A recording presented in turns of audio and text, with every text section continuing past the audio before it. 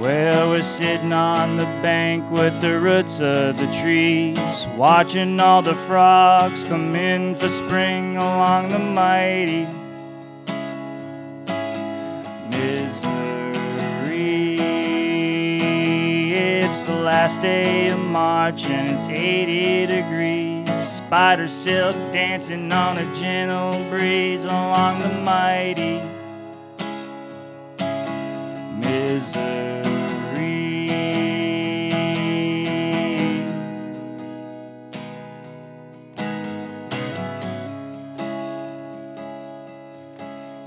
Stuck to my boots and stained on my jeans.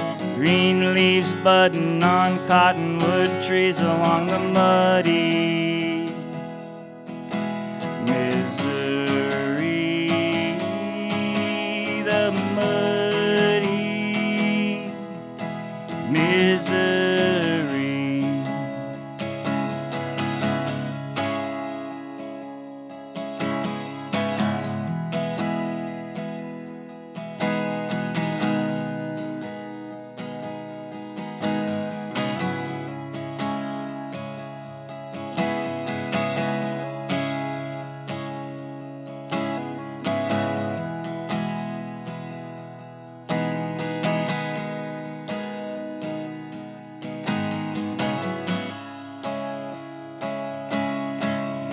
Stuck to my boots and stained on my jeans. Green leaves budding on aspen trees along the mighty Mississippi. And we're sitting on the bank with the rocks and the reeds, watching all the fish come in for spring along the mighty Mississippi. It's the first day of May and it's 50 degrees and there's raindrops falling on a river deep along the mighty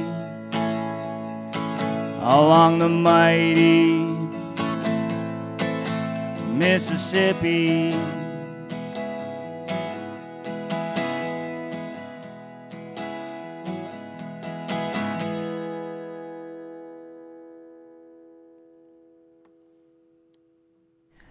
Welcome to another episode of 47 North, the show featuring the best musicians along the 47 North latitude area. I'm your host, Kim Nagler, and we have a very special guest today. We have McKeon Hugh Roberts joining us today. How you doing today? Doing well, Kim. Thank you. I'm so glad that you came. I'm happy that you were able to make it. So tell us, where are you from? Well, you could call me a Grand Rapidian. I went to high school here and I grew up here, but I was born in western North Dakota, and I have a long lineage back in North Dakota, I guess, western North Dakota. So. Okay. Do you go there still and visit relatives? Or to tell you the truth, the Bakken kind of swallowed them up. It's hard for an elderly person to get around in a boom town. So my grandparents have thus moved here, and I only go back for pheasant hunting now. Oh, so. Okay. So yeah. Well, that's nice. Mm-hmm. What do you listen to? What did you grow up listening to, and what was in your household? Growing up, it's kind of interesting. In first grade, we used to have these record parties, like pizza parties, where you bring in a record. And I brought in this record by a guy named Jean-Michel Jarre, which is like 1970s, like massive synthesizer Chinese orchestra stuff. So it was like way ahead of my time for a first grader. And I brought it in and played the record, and I my first grade teacher called my mom and was like, McKeon is dancing very violently. And I'm giving you these details for a reason because my brother was heavily involved in the Western North Dakota punk rock scene. Oh, wow, I never knew that. I never knew that was a thing. Oh yeah, I mean, if you're going from Seattle to, wherever on Highway 2, there's not a lot in between, so there has to be these little niche scenes along the way. So North Dakota was a hotbed for a while in the early 90s. So anyway, there was punk shows in my house when I was a little kid, like 4 or 5 years old, and so that's where I learned to mosh. Oh my gosh, I love it. Yeah, and so that's just a funny story about my odd music taste dating back, and then how it kind of bled into actually being in punk bands a lot. So yeah, I played in a lot of punk bands and a lot of different bands through high school. I graduated in 2007 from Grand Rapids, and we had a really thriving music scene at the time. Wow. All of my friends were in bands. We were down in the cities. We had cities bands coming up here. Awesome. And yeah, here's the thing, like, two of my favorite things in the world are melody and rhythm, Okay. So I don't like pinhole it to any certain genre. I just love melody, and recently I've kind of gotten more into that alternative country storyteller kind of stuff. A bit of that, and that's a question that I get asked a lot, and like, who are your influences, and I would say, so people have a benchmark, the band Big Country, Okay. a Scottish band from the 80s. I remember them. Big Country Dreams. Four-wheelers, red four-wheelers on the video. Honda three-wheelers. Yeah, three-wheelers. Yeah, it was a band that my brother and my whole family listened to a lot, and they have like this very signature sound because it's all electric guitar, but it's very Scottish sounding. There's some pipes in there too. They have what's called an ebo, and I use an ebo a lot. So it's a device that you can put on your string, which creates a sustaining note for your string, which does sound like bagpipes. It does. It does. That's what I was thinking. And I've got some Scottish heritage, so it rings home for me a little bit. Absolutely. So I'm influenced by a ton of different stuff, and my main thing is I just love really pretty sparkly melodies and a good beat. Nice. That's awesome. So let's hear another song by McKeon Hugh Roberts.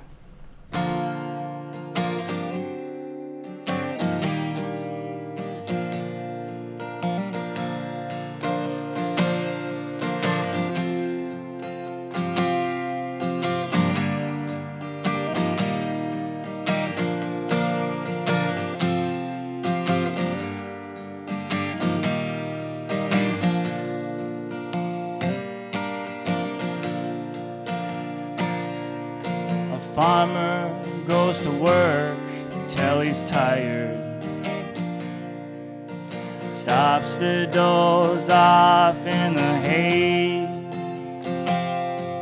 sleeps on sight, dreams through the night till he wakes up to work again.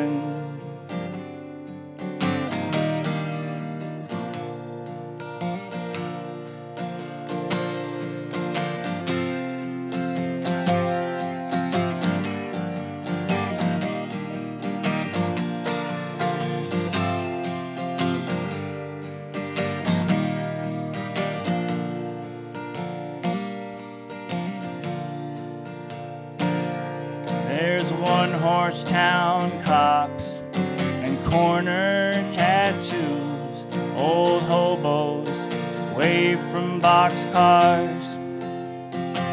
Now don't you get out of that snowstorm, come in where it's warm, sit down and dry your hide.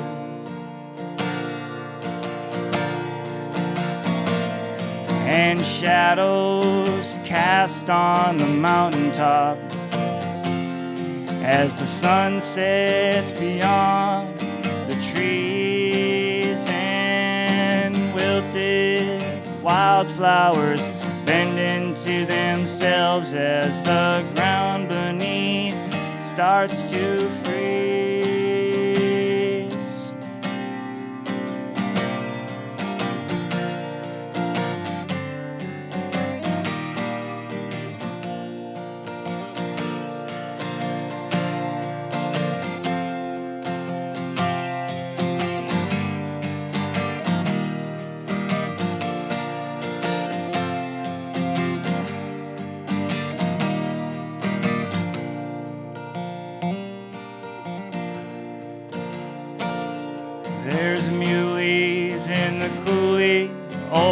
clocks on a fence post, the merry-go-rounds are grazing on crude.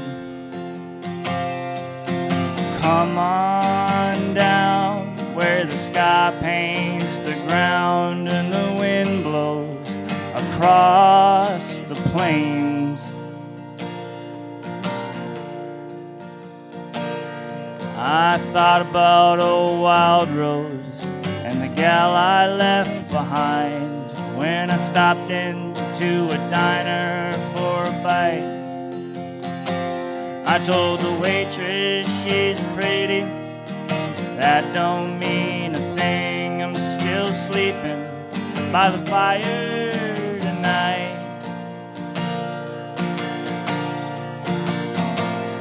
My mind fades off to nowhere as the crackling smoke clouds the moon, and I'll tip my hat and nod off to somewhere while the farmer is nodding off too.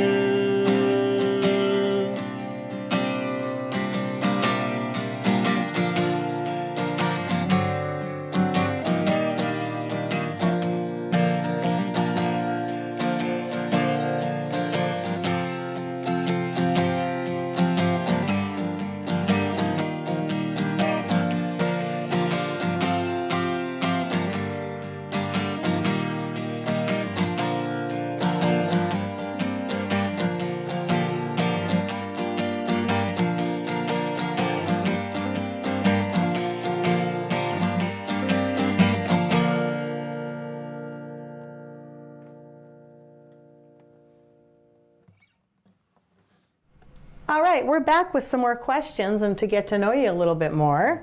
How is your songwriting process, or what inspires you to have a song kind of come to you? Is it storytelling stuff? Is it vague stuff?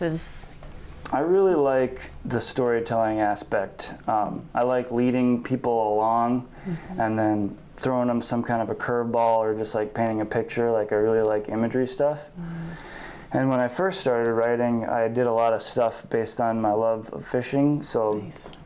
I would write a lot of stuff about, you know, the process of catching a certain fish, or like, you know, what I'm seeing or feeling at the time of fishing.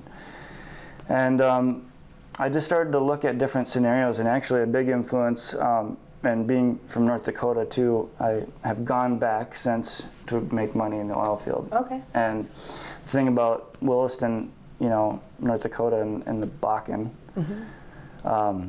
it's a melting pot. People come from all over the place. So you have all these different musicians that come across the country and all these walks of life. And so when I was out there working, I played with a lot of players, but it also made me think about songs, and that there are so many people, like, what are their stories? What did they leave behind to come here, you know? Wow. That's a perspective I like to think great. about. So, you know, just not any particular person, just imagery and storytelling along the way. And typically it just starts with a thought, and then I try to paint the whole picture and Awesome. use the guitar to tell it. So. Do you have the music, more the writing come to you first and then the music to come after? Do you hear some music in your head sometimes? I think I'm usually just noodling on the guitar, and I'm like, this has to be something. This has to turn into a song of some kind. And then the mood of the chords kind of dictate it too. You know, if it's sad and somber, which I often do, it's like, all right, where can this go? What does this feel like? So, Awesome, awesome. Well, let's hear another song.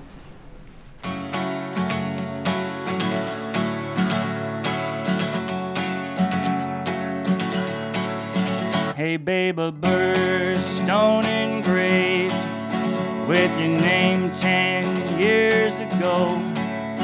And don't you know that stone won't mean a thing when I buy you a diamond ring, and my head and shoulders burn standing in the boat, the sun to the south, honey high above the clouds, and I'm sailing to that beach, you know, the place we used to meet.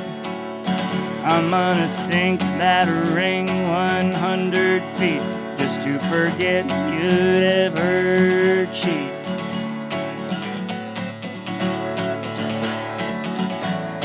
now I'm lying on my back along a lake down Linden Lane, cushioned by the grass, staring into space and thinking about the past. 'Cause all I seem to remember from the girl of September is how I lost my temper, screaming at the moon, God dang, how could you?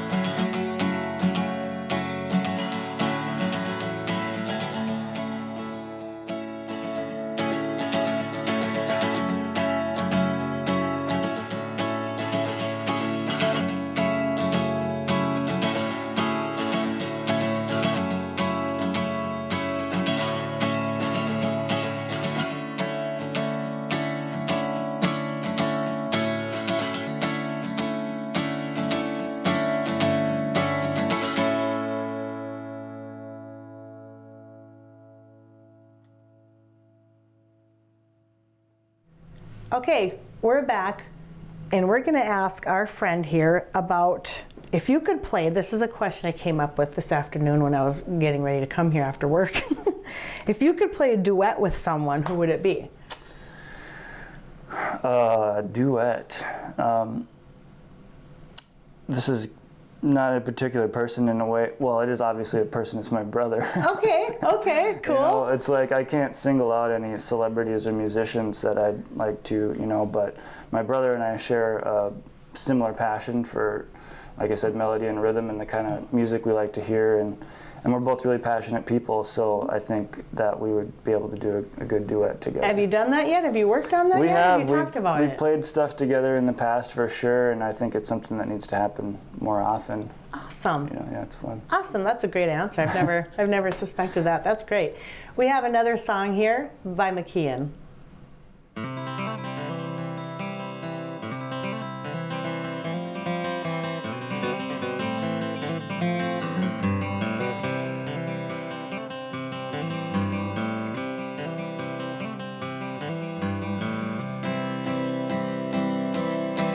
I remember her face from the aerator tank. I remember her face just sitting in this confined space. I feel an ache in my spine. Yeah, I'm dangled in the darkness, hanging from a line. I can see her face in this wide open lake, struggling hard to hide somewhere safe. I don't know why I'm telling you this. You're just a mindless and monstrous fish. I know I'm just bait, but before you take a good look at her face.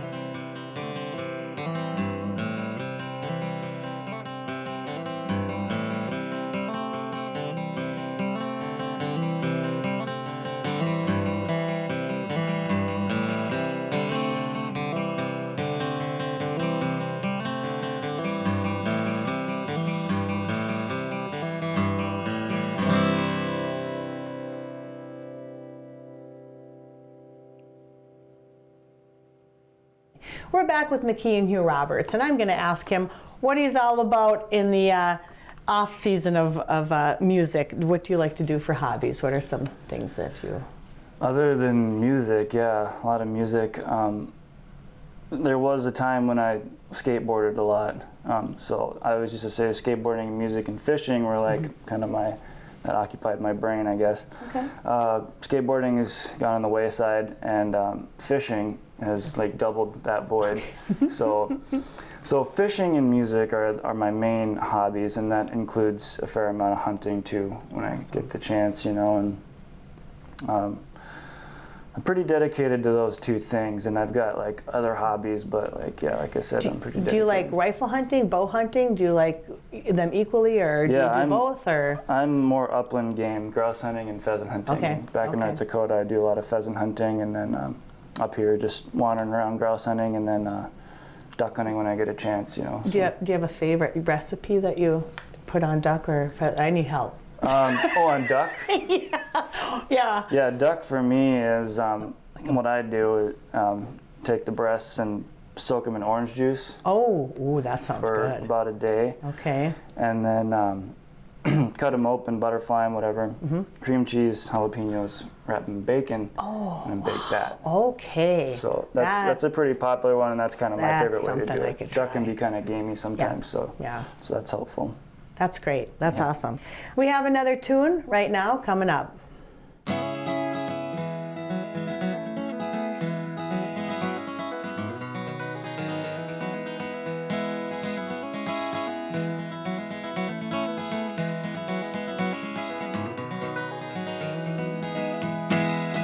Can't help but feel a little sad today. My cat ain't feeling well and I'm 500 miles away. Every night I miss you sleeping in my bed, and the way you close your eyes when I scratch you on the head.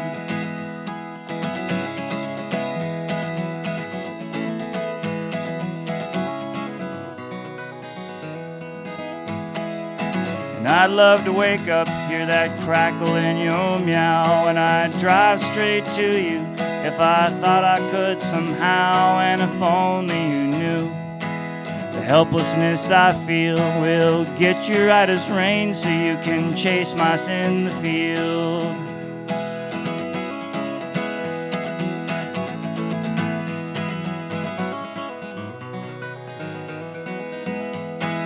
Tug, you better wait for me, 'cause I'll come back for you. Right now I'm stuck here out along the plains.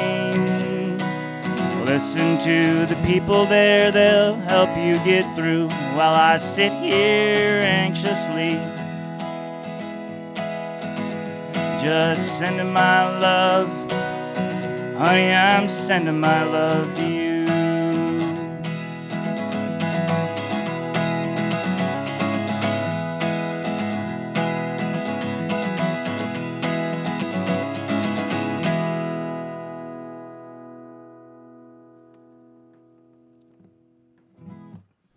Okay, so before we go into our little question segment that we have, what are you doing recording-wise right now? You were telling me briefly before when we were talking that you were working on a project. Yeah, these songs that I've been playing for quite a while, and people have always asked me when are you going to put out an album, you know?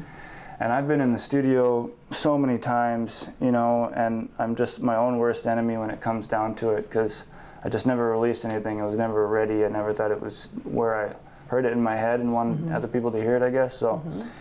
So finally, just this winter in January, I put my foot down and I said I'm making the album. Okay. So yeah, it's March 10th now, and I've got a couple of weekends, full weekends, 40 hours of studio time in right now. So the album's in the works. Awesome. Yeah, Are you doing that DIY, or are you going into a studio somewhere? Or? So luckily, one of my best friends is an audio engineer, and he started a studio in Minneapolis. Jeez. And so it's a nice homey place to go down and do those tunes with somebody. So great. Yeah, professional recording and great. The whole 9 yards. That's exciting. You'll have to advertise when you have that out, and when you have some release shows and stuff. That'd be I have great. big plans. I'm excited. Awesome. Well, I'm so happy. We just really appreciate having you here today. I like to always end the shows with this little either or questionnaire thing that I came up with. It's a game, and you have 30 seconds on the clock to answer these 3 questions. Okay, and then there's a prize that is subject to change every time at the end. So you can do this. All right, so we got 30 seconds on the clock. We are with McKeon Hugh Roberts, and these are his answers. Either fly fishing or jigging. Oh, jigging, yeah. I mean, Yeah. I love them both. I love everything, but jigging is just there's, and I know this is supposed to be quick. But I love it. No, this is great. I could talk about it all This day. is great. But I just don't get a chance to fly fish as much, where I do enjoy it. But there's something about that jig bite early in the spring, right around opener, 1/8 ounce jigs, light, shallow water, and they just. Nice. Yeah, Nice. it's a very addicting feeling. Awesome. How about either a Norway or a white pine? White pine. All right. See, we're just adamant about it. I love it. Yeah. Either a sauna or a hot tub? Sauna. Yeah. Well, we're going to tally up your score, and you got them all correct. All right. So we congratulate you on that. Thank you so much for being here. We really appreciate it. We are going to have some information about where you can find McKeon Hugh Roberts and where he's playing and what his music. So thank you for joining us for another episode of 47 North. I want to thank our guest McKeon Hugh Roberts for joining us today. I'm your host Kim Nagler, and until our next episode, take care, take it easy, and keep the music alive.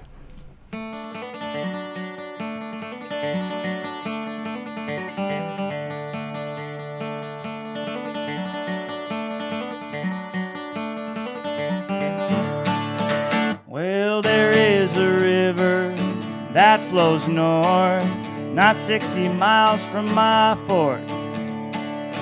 It weaves around the roots of pines, filters cedar swamps up above the mines. And after a dream, one morning, the date I knew would be the day. And that's why I dreamt of the executive. And I left that morning to catch that fish. There is a river that flows north, not 50 miles from my fort. It's got that bog stain, that cedar swamp stain after 4 days of rain. Well, that old man told me to walk across a log, get across a log, and fish off a rock. But when I arrived, there was no log in sight. Guess I won't be using that old man's advice. Well, I cast along the flooded bank, looking in the water and staring at my bait. And as soon as it hit a thick patch of grass, I saw the flash, followed by a splash. Finally, I seen my first muskie. I wasn't gonna miss him, so I kept my blades a-spinning. And after the third pass on the patch, that old muskie came back. So I messed with his lateral line, and the next thing I knew, he was messing with mine. There is a river that flows north, not 40 miles from my fort, and it flows all the way into the rainy. What river could this be so full of muskie? That river 30 miles north, called the Big Fork.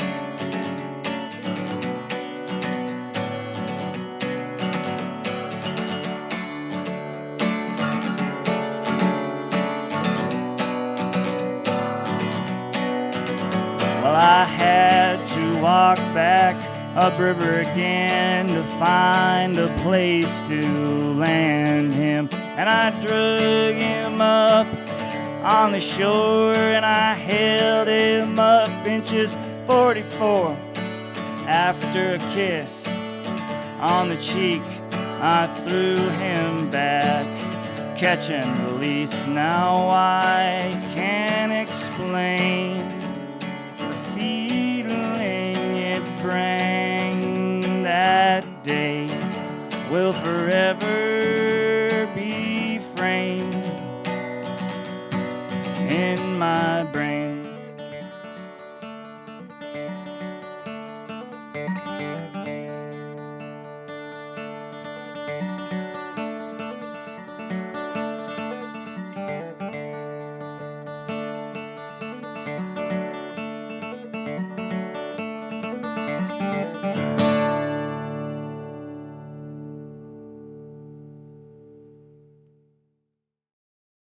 "47 North is made possible in part by the voters of Minnesota through a grant from the Arrowhead Regional Arts Council. Thanks to appropriations from the Minnesota State Legislators' General and Arts and Cultural Heritage Funds, it is produced by ICTV, a Blandin Foundation-supported nonprofit and member organization. If you enjoy programs like this, consider contributing to www.watchictv.org. Thanks for watching.